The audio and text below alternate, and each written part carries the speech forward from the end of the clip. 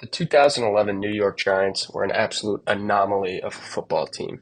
With a 9-7 record, they became the first and only sub-10 win team to ever win a Super Bowl, as well as the first team with a negative point differential at a -6 during the regular season to ever reach the Super Bowl.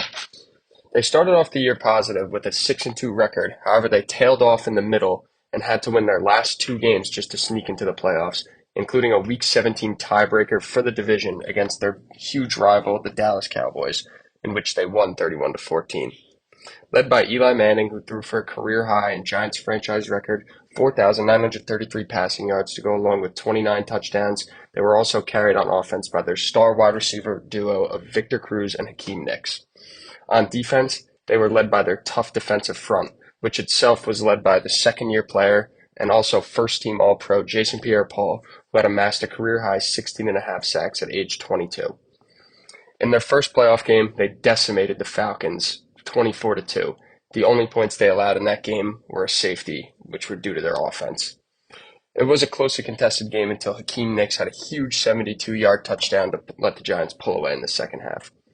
In the divisional round, they played the 15-1 Packers, led by reigning MVP Aaron Rodgers, as well as the Packers, who were coming off a Super Bowl victory in the year before, were picked by many to repeat in the Super Bowl that year. However, that was not the case, as after another huge Hakeem Nicks touchdown on a Hail Mary going into halftime, the Giants would power through the second half and defeat the Packers 37-20.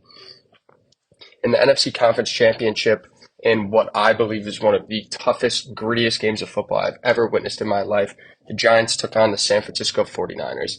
Eli Manning took an absolute beating in that game, but kept the Giants in the game, and it would eventually head into overtime tied at 17.